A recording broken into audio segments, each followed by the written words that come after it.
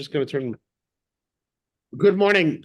We are in Perek Lamed Bet of Sefer Yeshayahu, and just to give you a little bit of a structure of the Perek actually can be divided into three parts. We can divide it into more than three parts, but let's take three parts. The beginning is going to be good news, meaning we're going to be talking about, according to most of the Meforshim, Rashi is a little bit of an exception on this, about the reign of Chizkiyahu HaMelech and how wonderful things will be. In the middle, beginning with Perek, with Pasuk Chet, we're going to take a quick turn, and we're going to talk about destruction. Now, there's going to be a debate as to whether or not this destruction is the ultimate destruction of the Churban of Yehuda, or is it going to be the destruction at the time of Sancheriv? Sancheriv, if you recall, came, exiled the 10 tribes from the north, and also created tremendous destruction in the south, but was ultimately defeated in when he placed siege around Yerushalayim. The end of the Perek is going to end on a high note. And according to many of the Meforshim, the end of the Perek is going to be talking about a period of Mashiach. Now, if it's not a period of Mashiach, the other possibility again is going to be post-destruction of Sancheriv, which could be the period of Chizkiyahu, who was destined to be Mashiach, but didn't fulfill his ultimate destiny in that sense. So those are the three pieces. So if Barry Seymour was here, I would say the Jews are good, the Jews are bad, and the Jews are good. So we have two goods against one bad, and that's not bad. We're doing pretty well. And to answer what Yisrael mentioned before the beginning of the shur, part of the reason why Yeshayahu is often a downer is not really Yeshayahu's fault. It's the people he's ministering to. The people he was ministering to were not always the best of people. We've kind of experienced that sometimes in our own time. And if you're ministering to people who are not the best of people, then when you're giving words of rebuke, those words of rebuke really sting hard. Now, again, to go back to something I've mentioned many other times, just all introduction, remember, Tanakh typically records the extremes of life. It's a Ralbag back in Sefer Shoftim that talks about it, because the average day-to-day things of life are not those kinds of things that really you need to preserve forever. It's almost lahavdil like newspapers. Newspapers nowadays, they only say the absolute worst. Every so often you have that one column, the really good.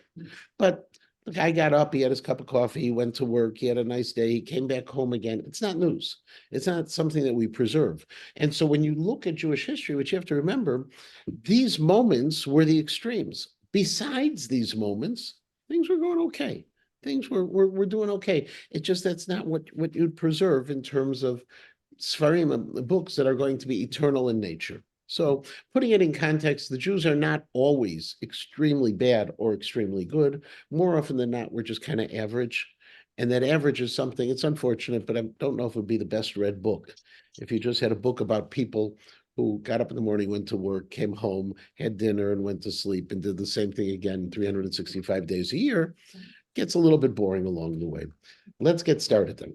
So if we take the opening pasuk, and the opening pasuk begins with the word hen. Now, hen is the same as hine. Okay, behold, it's the same kind of concept. L'tzedek imloch melech. The king is going to be ruling through righteousness. Now, Rashi says this is actually laying out the general principles of what kings are supposed to do.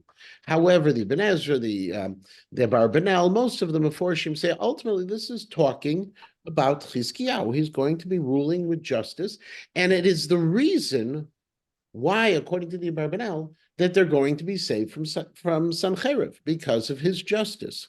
Ulesarim lemishpat yishorum, and also the sarim, the ministers that have been appointed. This is the Radak says the minister he's appointing are going to be ruling through the law. In other words, it's going to be a time of justice and mishpat. Now, justice, by the way, just to point out, tzedek is actually, if you remember back into the Chumash, we talk about a hin tzedek, we talk about just weights.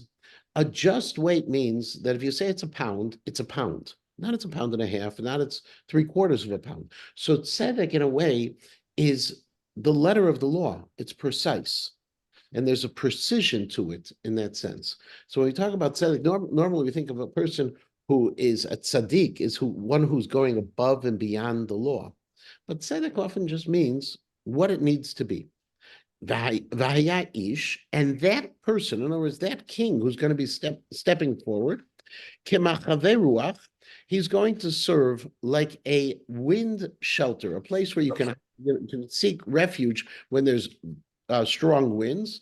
Viseter zarem, and he's also going to be a place where you're going to be able to hide when there are sweeping rivers. Kipalge mayim bitzayon, he's going to be like streams of water in the desert. Sayon is not Sion. Sayon like Eretz Tzia, the place of the desert.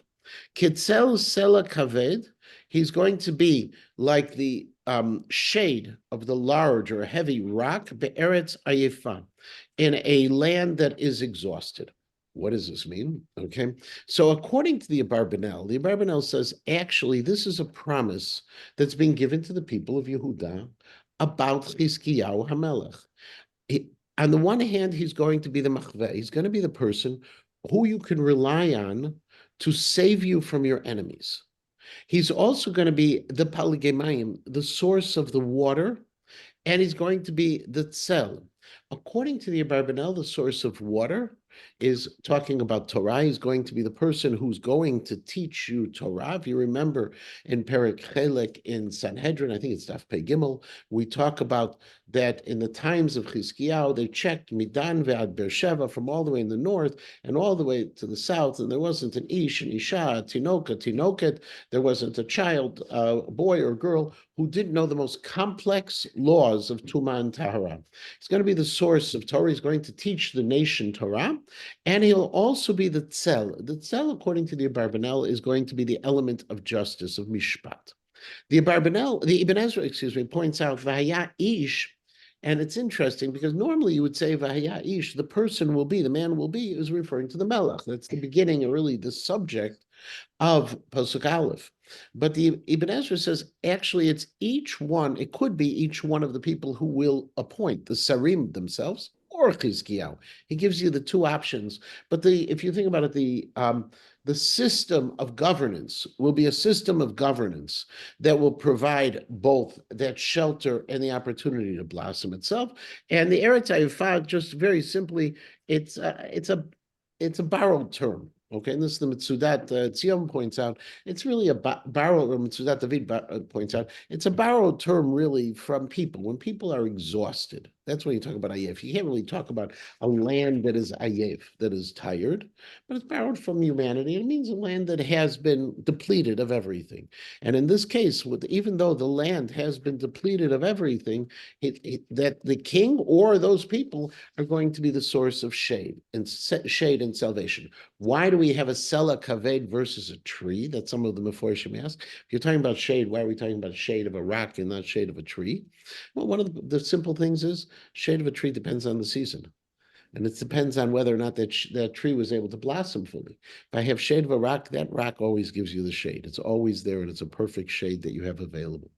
And in that very time, velo tish'ena einei ro'im, and the eyes of the ones who see will not be moved aside, will not look away. Now, interestingly, if you remember back at the beginning of Perek Lamed Aleph, when we're criticizing the people, we say velo sha'u al kadosh Yisrael. They didn't turn to the Jewish people. And so now we're saying in the time of greatness, they're not going to turn away. They're not going to be looking anywhere else. They're not going to be turning away. The Abarbanel goes so far that he says that in the time of Chizkiyahu, people aren't going to make themselves blind to the problems or blind to the opportunities that are available to them. And Rav Schwab goes one step further. Rav Schwab says, actually, they're not going to be, okay, they're lotish ena inei ro'im, they're not going to be blinded, meaning they're not going to be turning away. They're not going to be turning away from one another. As opposed to the classic Meforshim who all look about this as referring to God. They're not going to turn away from God. He says they're not going to turn away from one another. We're still, according to Rav Schwab, describing this this extraordinary society that's been established. Pasuk Aleph talks about how the rulers will act. Pasuk Bet talks about how the rulers' actions will have an impact upon us. And Pasuk Gimel then would talk about how the people themselves are turning to one another. And that's Rav Schwab's look at it. Most of the Rishonim say it's talking about God. It's to Tikshavna, and those who hear it's a parallelism to the first part of the pasuk. They will be listening to it themselves. Ulevav hanimharim. Now, nimharim is like the word says, my hair. The best word I think in English that I came up with is impetuous ones. The hearts of the impetuous, yavin ladat, will learn how to understand. What is the Dat Sofrim Rabinowitz says it's like this. Normally a person, and I'm sure all of you have had this at one point or another with a child on their report card, he works too quickly, doesn't review his work. Okay, whatever the language is, someone has probably had that in one of your families, something like that. The Dat Sofrim says the people who have always jumped and chapped and made assumptions too quickly, those people are no longer going to make those wrong assumptions, and they'll begin to understand what is going on. Ulishon ilgim, and the tongues of the stammerers, timaher ledaber tzachot, will start speaking clearly. Now, in this, the Mahari Kras says that this is referring actually to the people themselves. The people had often accused the Nevi'im of talking narishkeit, of saying nothing. And they had ignored the Nevi'im because they said, you're talking narishkeit. Now, all of a sudden, what the Nevi'im will start saying to them is going to make sense. And that's the stammerers is a pejorative that they would apply to the people who were the Nevi'im, and they would speak clearly to them. However, according to the Radak, he says no. Radak says after the salvation, when we're talking about the time of Chizkiyahu, everything's going to make sense, and people will start understanding what's going on. People who weren't able to listen are going to be listening. People who weren't able to pay attention are going to be paying attention. The people who were going too quickly and making wrong assumptions about things, reaching wrong conclusions, will start reaching the right conclusions. And the people who couldn't even articulate the situation are going to be articulating the situation. That's right, yeah. Change that people will start. Well, because this is all b'zchut Chizkiyahu. Now, Chizkiyahu's father Achaz was pretty lousy, and what ended up happening was Chizkiyahu did tshuva, and when Chizkiyahu did tshuva, we have all the stories of Chizkiyahu. We'll have even more coming up in a little bit. When Chizkiyahu did his tshuva, he began to transform the people, and in fact, that was the Gemara talking about that he had the potential to be Mashiach, but he made a mistake. Yeah. So are we describing a society which is being torn, if I can put it that way, by certain political considerations? And there would be, were it not for Chizkiyahu, there would not be a sense of order or sense of Torah. Maybe Ahaz wanted a cave to other empires. Chizkiyahu took a stand pretty much against. I think what we're really trying to describe is we're describing the salvation of Chizkiyahu's time. And before Chizkiyahu's time, we're talking about idolatry, and we're talking about corruption, and we're talking about all that list of horrific things that societies do when there's a lack of truth and honesty. So the exhaustion of the Eretz Tziyah, I mean the Eretz Ayafam, that could be, or it could just be a metaphor for finding a place of shelter in the same sense. Okay, I don't know if we're saying, I haven't seen anyone who says that the people were exhausted from what was going on, even though it's a nice idea. But why would it be Eretz Ayafam? It could be the land filled with people who were tired. Might give up. You had brought in the medrash about Shebna, who right wanted to throw in the towel and turn color. Yeah, so I don't know. It sounds very reasonable that people, but the problem often is that in the moment, people don't get tired of that stuff. In the moment, people have that sense of enthusiasm for the idolatry and for the sin. It takes a little bit of time to get tired by it. And in Achaz's time, we don't see the people rebelling. But the fact that Chizkiyahu was able to turn them all, is both a reflection on his greatness and perhaps that they were tired of what they were doing. It's the political seasons in those days are not like the political seasons nowadays, where people somehow are getting a little tired with things without talking about who we're getting tired of. Lo yikare, and in that time, lo yikare od lenaval nadiv. They're not going to call anymore the despicable person the charitable person. Okay, that they go ahead and we can imagine this sometimes. We've seen at different times in our lives. I'm sure that sometimes the people who are not necessarily the paragons of virtue, being touted as these wonderful people because of whatever their status or their wealth or whatever. But in this ideal time, people are going to be straight. They're not going to be able to call them that anymore. The Radak says actually people won't have to do this anymore. They won't have to go ahead and pretend like the people who were despicable are really very good. The Shadal says that normally Nadiv is talking about the donor, the charitable one. He says no. This is talking really about like Lahoshivim Nadivim Nadivei Amo is talking about the Nadiv Lev, the people who are the magnanimous ones. We don't have to call those people who are disgusting the ones who are taking care of a community itself. Not just that, ulechilai lo ye'amer shoah. And also to the misers, we're not going to refer to them anymore as the benevolent ones. The ones who, according to Rashi, says the ones who are lying. It's not really just misers.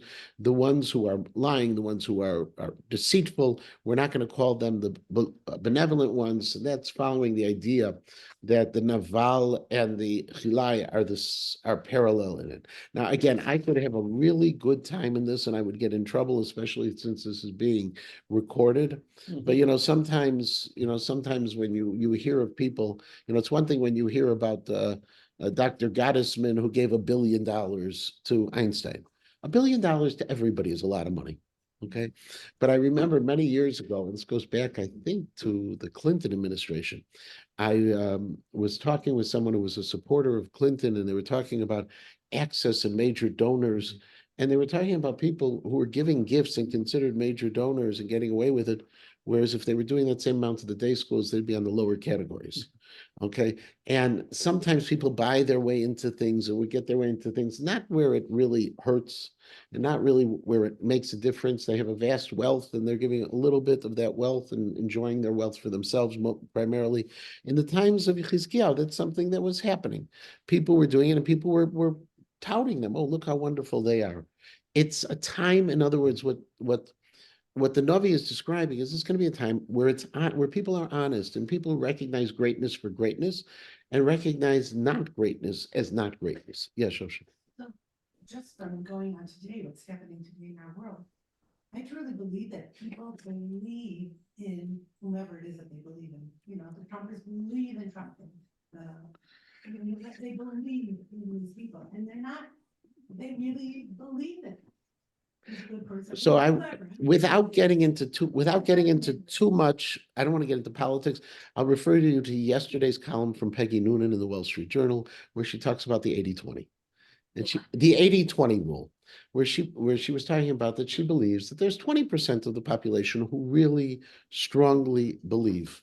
And we focus on that 20%, whereas 80% of the population don't, and would fit within this idea of the need to be machnif, the need to go ahead and to play into this because they feel it's a necessary thing to provide glory. And whichever side, whether you want to be Democrat, Republican, it applies, when no matter which, you can put on different lenses and apply one way or the other. That's what I'm saying here. So here it was. Like, how do we know the truth? All of a sudden, so how do you all of a sudden know the truth? Yeah, so what ends up happening, so good. That's what the Navi is promising. And the Navi is promising it through Mishpat, Tzedakah, Torah, true leadership, all of those things, when they come together, inspired by God, things work out. Now, we're definitely not there in our society. And they weren't there a generation earlier in the time of Achaz. But things can change quickly, which I guess could be our ultimate sense of consolation, that things can change quickly for the good. Now, they also, unfortunately, for the other way, but they can change good for the good. And in fact, in Pasuk Vav, the Navi goes out and says, you want to know what despicable is? Let me tell you what the despicable was. Ki naval nevala yidaber. Let's put it on the table.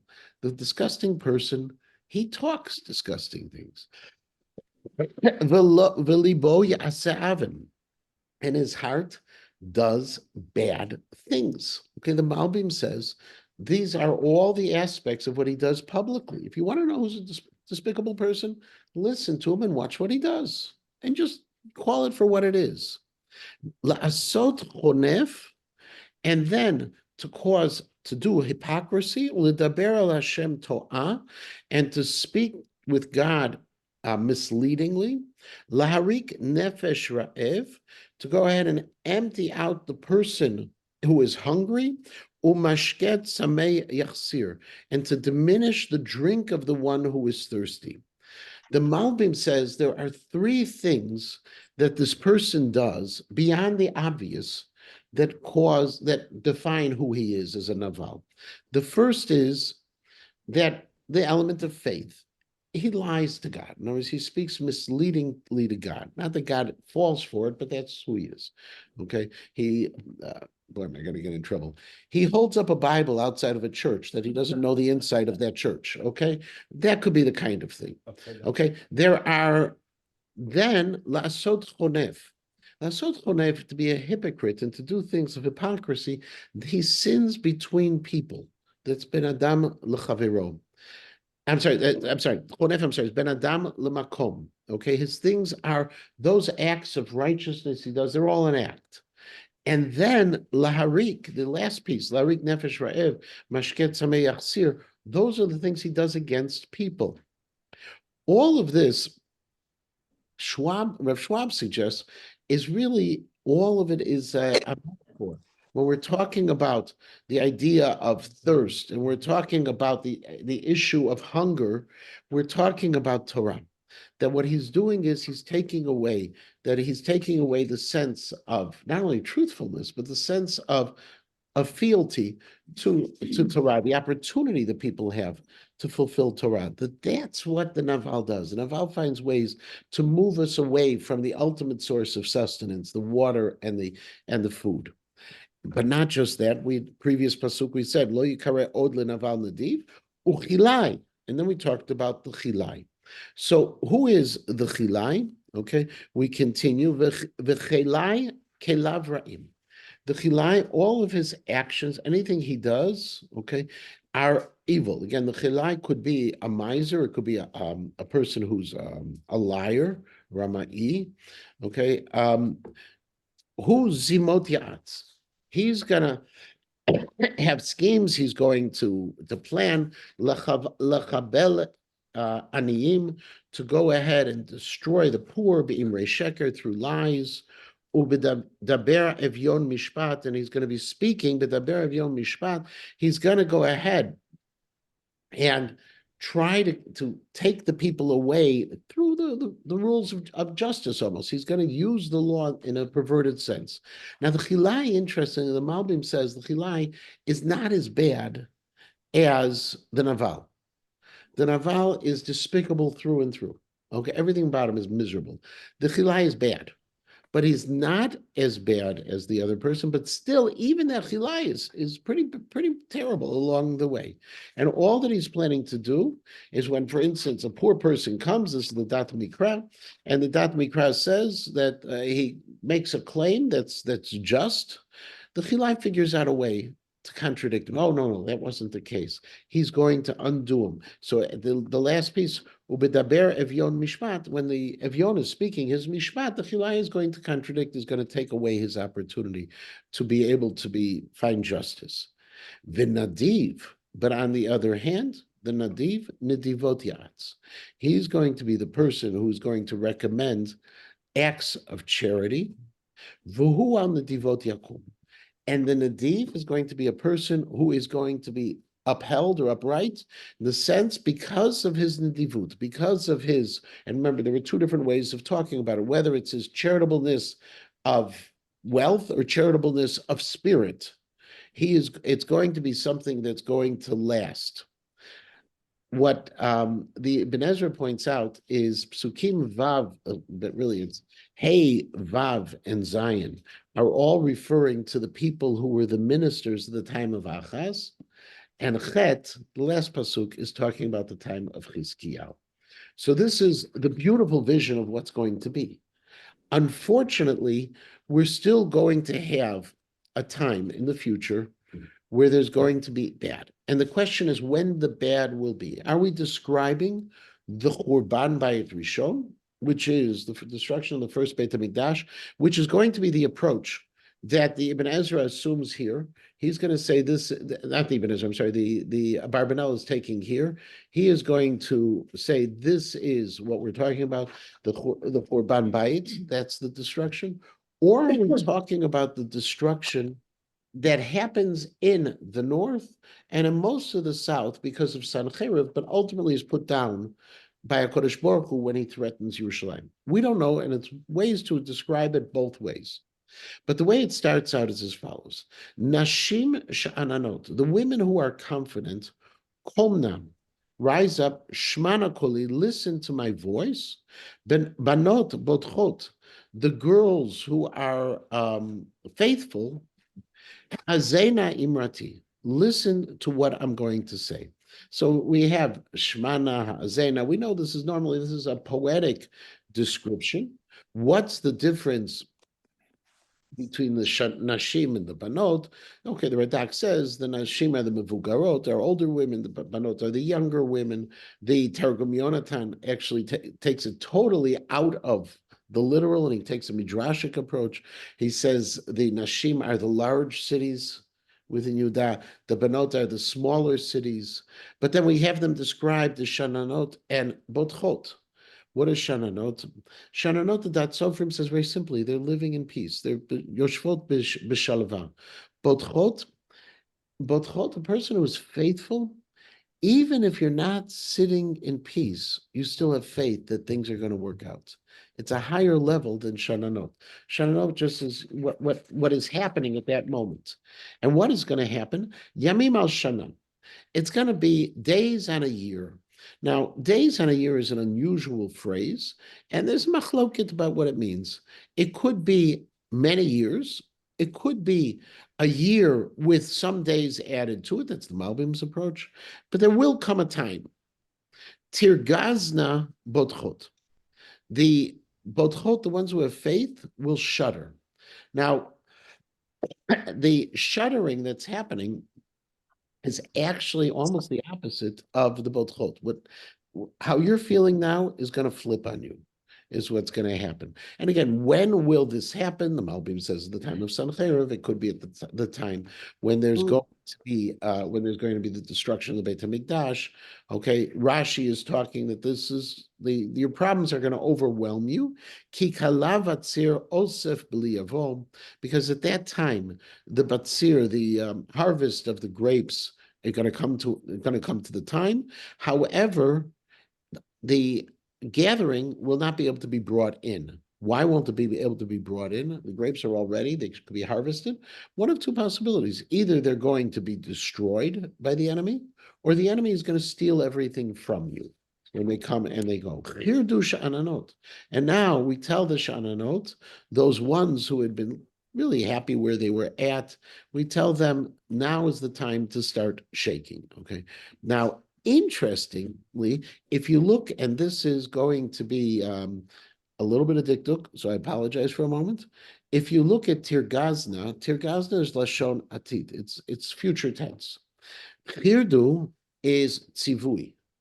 Okay, in other words, we're going from what is going to happen into a stronger kind of statement, what's going to be a very strong. And in fact, there's a fascinating machloket the Radak talks about of all of the verbs coming up. Are they all going to be in tzivui, or are they going to be in future tense? Because what we have afterwards, you'll see in each one of the verbs, it's missing. It's not chirdu ragza. It should be, if it was tzivui, ragazna. it should be. So what is Ragzah? The Dat Mikra points out that actually that's an Aramaic form of tzivui that we're picking up on. But the Radak mentions both possibilities. The difference is, and to go back to biblical grammar for a moment, whenever I talk about an atid, what we call lashon atid, future tense, it's the imperfect. It means it hasn't happened yet, which means it's not definitive. If I switch it over to tzivui, to what we'll call the command format, that's going to happen. There's no question. This is going to happen. So the question is, am I saying that you're going to be shaking and the rest of the things may, or is this going to be, this is the reality of what's going to happen in the future? Okay. Before it's Tirgaza Botchot. That is right. That's the only thing that's atid. And that allows, by the way, for that approach of the Radak and the Dat Mikra to say what they're saying. Because if I had been consistent in verb form, I may not have been say the same. But when you make a switch in the verb form, there's a purpose behind it. So if I start out with an imperfect, with the atid, and all of a sudden I move to tzivui, why am I going to tzivui? If I had done imperfect throughout, okay, there's all sorts of possibilities. That may just have been stylistic. Here, there's a specific and a conscious decision that the Navi made to change. Now, Hirdush Ananot, again, that's the antithesis of what we had said they were before. Before we had said they were confident, and now we say they're shaking. Okay. Ragzabotchot, and again, we had the Tirgazna, okay, shudder those who had been faithful. Pishota v'ora, okay, undress and bear naked or become naked, v'chagoral chalatzayim, and wear around your waist your clothing. Now, the Radak says this is a call to mourning. It's avelut. You tear kriya, you bear naked over your heart, and you're wearing the sak ve'efer, which we talked about. That's a call to mourning. However, Rashi and the Mitzudat David and Rav Schwab talks about this in greater detail. They say no, this is talking about the galut. Those of you who were so confident, those of you who were so faithful, all of it's going to switch on you, and you need to know that in the future, when you're taken out into galut, you're going to be stripped, naked. The only thing you'll be able to cover are from your waists. That's all you'll be able to do. Manage the smallest amount. This is going to be the ultimate shame that's coming to you. Al Shaddayim Suftim, and your breasts you're going to be eulogizing. Rashi says you're going to be hitting your heart, that it's a figurative kind of statement, okay? And Mitzudat David says that's the way they would mourn. They would mourn by hitting themselves. The forms of mourning that we know today in the United States are very formal and polite. In the times of Chazal, in the times of the Tanakh, they were more visceral and more intense, to the extent, by the way, that if you remember, the Gemara describes even that they would actually hire people to cry, and they would hire people for music. It was appropriate music, which we find today in Israel. When you have Yom HaZikaron, Yom HaZikaron has music always attached to it, sad music attached to it. And sometimes people find it very strange that it's in the middle of Sphira, and all of a sudden you have sad music to it. In fact, even now, during this war, I was at a funeral on Har Herzl, and Yishai Rebo played at the funeral. Okay, and he was going, and others were doing as well. The sadness of the music is something that has been added to it. So when you imagine the beating of chests and all of this, it was real, as opposed to nowadays where you sit on the couch and the Kleenex is right there and the bottle of water is available and everything is just very formal, and we don't show emotion in the same way. That, I think, was healthier, but we're not going to go down that road. If you want to know more, Shosha can help you on that, and what's healthier. The Radak says that actually what's happening here, Al Shaddayim Softim, no, it's talking about the people who are going to be seeing these women taken out into exile.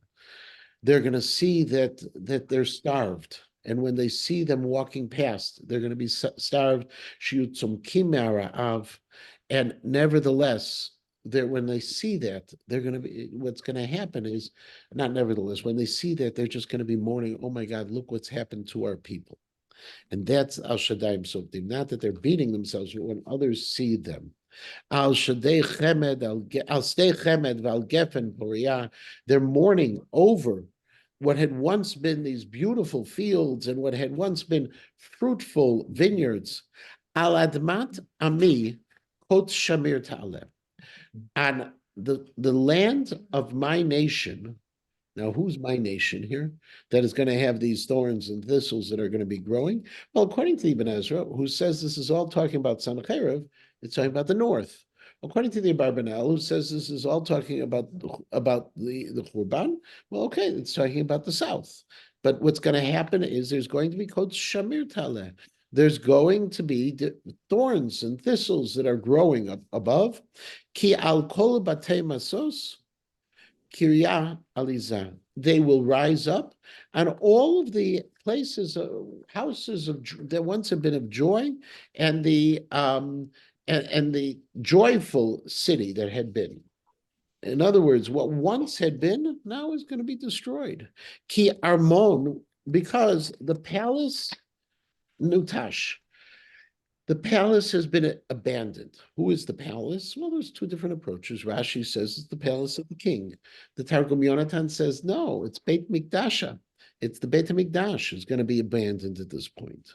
Now, the reason why it's a little harder to say Nutash abandoned is because if we're talking about the destruction, it maybe wanted to use a stronger verb, and that's why Rashi will say that later on we're going to be talking about the Beit HaMikdash. He's going to be talking about the Ophel Uvachan in just a moment. Hamon Ir Uzav, the multitude, the city's multitude will have left. They're all going to be, Rashi says, they're all going to be exiled. Ophel uvachan haya ba'ad ma'arot adolam. The Ophel and the Vachan. Rashi says the Ophel and Vachan is referring to the Beit HaMikdash. They were the fortress of our people. That's the Ophel and the Vachan. And therefore, here, what is going to happen to them? They're going to be like caves forever. They're going to look just like absolute destruction. That's Rashi. The Dat Mikra says, actually, Ophel and Vachan, we now know, are descriptions of different kinds of fortresses. And Ophel was a kind of a fortress inside a city, and Avachan was the kind of fortress that was at the gates of the city, that was protecting from outside the city. But whatever it is, it's describing this, what seems to be Adolam, this eternal destruction, Mesos Piraim Mir'eh Adarim, versus what we had talked about, the houses that once had been the places of joy. Now the wild donkeys are going to be playing around joyful in what had been this great city. It's going to be a place where we are, where the herds are going to, not the sheep, the herds of sheep are going to be out to pasture. It's going to be a wild place. Just think about a minute that famous Medrash, Rabbi Akiva and the other Chachamim, when they look, they see the shual of the fox coming out from the Beit HaMikdash. That's the description. Ad, now comes the good part. And with this, we're going to end. Ad ye'areh aleinu ruach mimanu, until God will pour upon us a spirit from above. Now, why the word ad? If you look in the previous pasuk, we had talked about the destruction ad olam. This is the Dat Mikra talking. So we had talked about the ad olam, that the destruction will seem to be eternal. That ad is going to change. The ad will change when God wants it to change. The Ibn Ezra says this is when Sancheiriv falls. The Barbanel says no, this is when the Mashiach comes and rebuilds the Beit HaMikdash. Ad ya'areh aleinu ruach mimaron vayam midbar leKarmel, and the wilderness will turn into a place of fields and vineyards. Carmel is another word the Mitzvah Zion says, it's for Sadot and Kramim. The Carmel leyar yechashev. And the Carmel and the vineyards are going to be into forests. Now, forests, generally, what you would look at the pshat is saying, what had once been a vineyard will be so massive and so fruitful, it will be like a forest. That's the simple way of explaining it. And in fact, in Art Scroll, how does he translate Yar? The Carmel Yar Yechashem. This is the end of verse 15. Or What? the fertile field will be reckoned like forest. Fertile field will be reckoned like forest. Okay, that's the simple pshat. Rashi says no. Rashi says not. It's not going to be fields of a forest of trees. It's a forest of people. That the Yar is going to be a place where it's going to have so many people. There's going to be places. The places are going to be repopulated to the extreme. V'shachan b'midbar mishpat, and that will live or reside in the midbar will be mishpat will reside in the midbar utzdaka bekarmel teshev, and righteousness will be in the fields. Will settle in the fields. Just a simple thing. This is a chiastic structure of a pasuk, and the way it really means bamidbaro v'karmel yishkenu v'yeshvu mishpat utzdaka. It's not that mishpat is going to be here and tzedakah is going to be here, but because it's chiastic, remember is an X. Okay, so it's you have here, there, and you combine it all together. The Dat Sofrim says that actually what's talking about is the previous pasuk talked about all the physical greatness that's going to happen. Here is going to be the spiritual greatness that's going to happen. We're not just are people going to, and not just is the land going to be fruitful, and not just is going to be repopulated, but there's going to be tzedakah umishpat that is returning. Now remember, tzedakah mishpat is where we opened it up in the time of Chizkiyahu. So we're also closing the chapter with the way we opened it. The greatness time of Chizkiyahu is what we're going to see once again, is the way the pasuk is trying to describe it. Maaseh Tzedakah Shalom. And the actions of tzedakah will lead to shalom. Where do we see that? Well, we see that if you remember in Bechukotai telechu, and then it closes off in Atati Shalom Baretz. If we follow the laws of Torah, you do what's right, ultimately you're going to have shalom. V'avodat tzedakah, and the work of tzedakah will bring hashket vavetach adolam. Now will bring eternal quiet and confidence or faithfulness forever. Remember the adolam of pasuk Yudalid, where it was going to be destroyed forever. Then came the ad of pasuk Tetvav, that God is going to turn everything over, and now we have the new reality of eternity of adolam.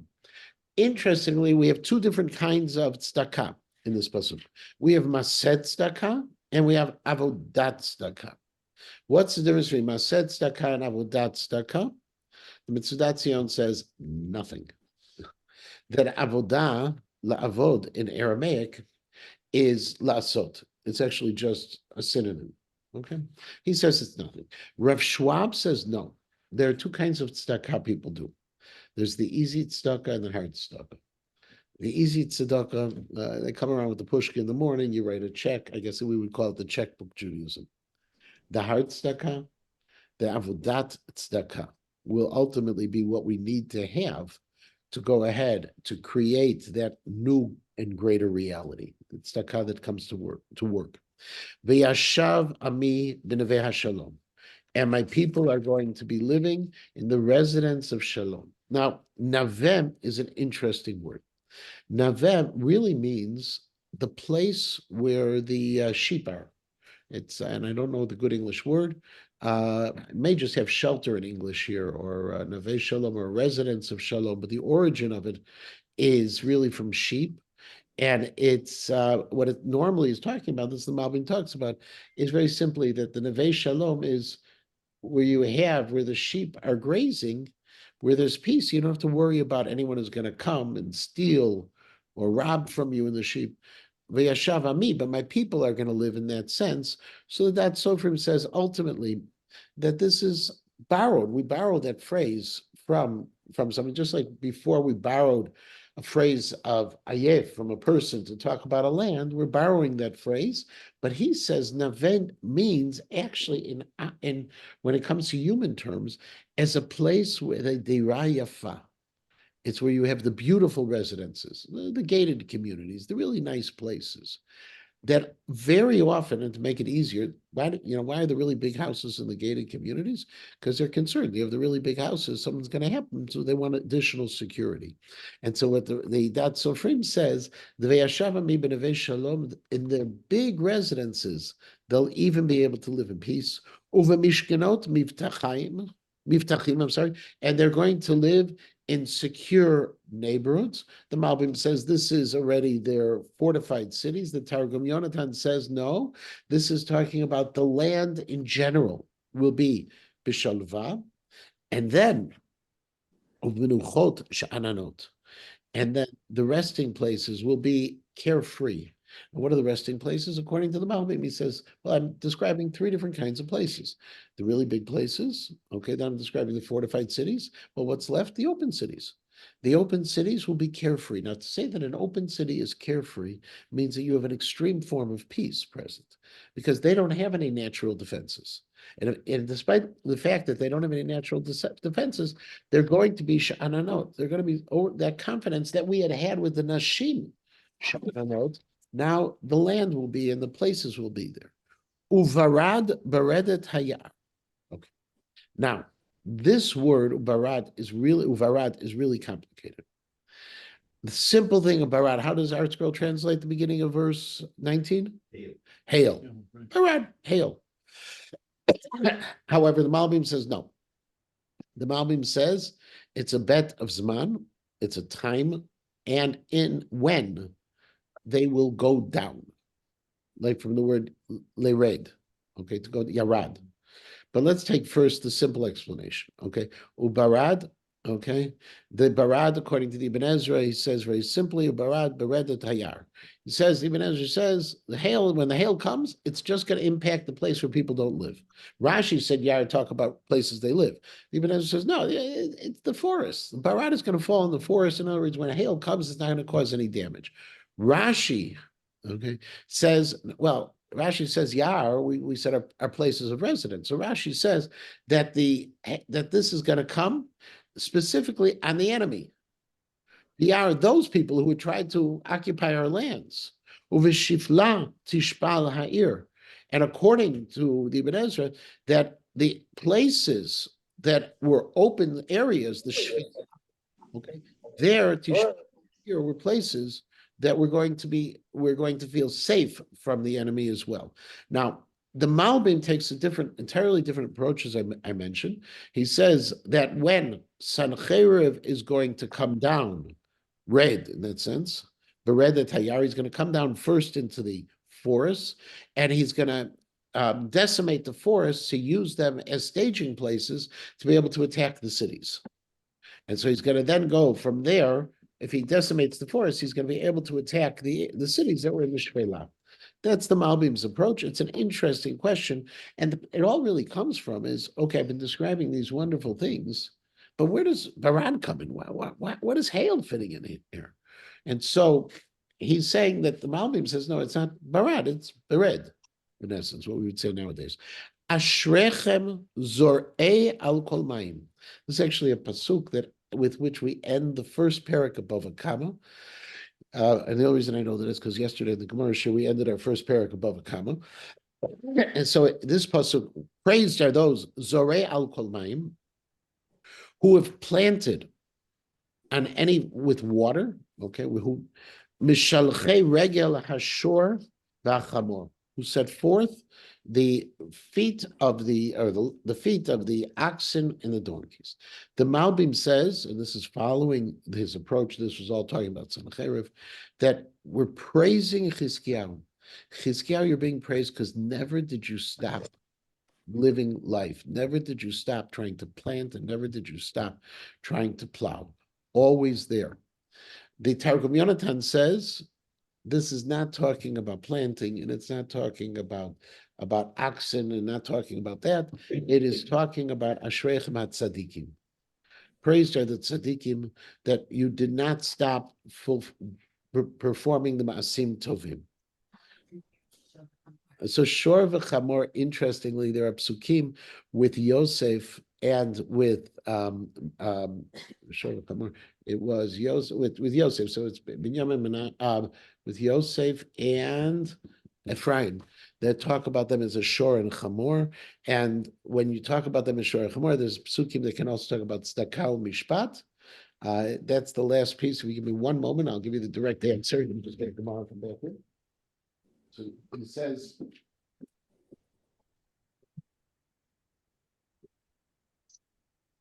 So at the end of the first paragraph of the comment, it says like this. You know, 1 second, we get to it.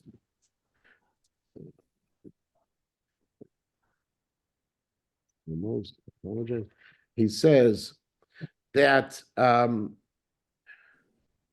Yisachar yodei bina leitim ladat ma yaseh Yisrael. So I'm sorry, it's Ephraim. It is Yosef and Yisachar. I'm sorry, that Yisachar. It says that he's going to be the one who knows.